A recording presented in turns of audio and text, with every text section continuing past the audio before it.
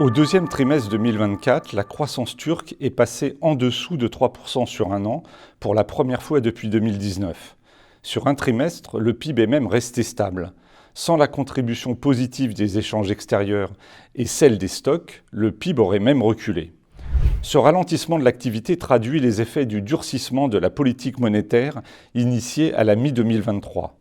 Le taux d'intérêt directeur de la Banque centrale a été relevé de 8,5% le 26 juin 2023 à 50% actuellement.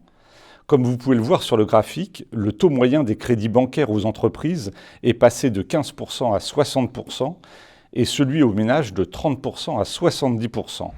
En conséquence, le crédit domestique, qui avait largement soutenu par vagues la croissance de ces dernières années, a fortement ralenti depuis la mi-2023.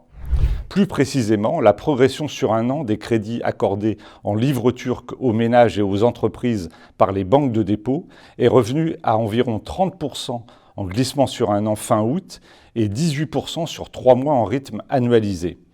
En termes réels, l'évolution est même négative car l'inflation était de 52% sur un an en août.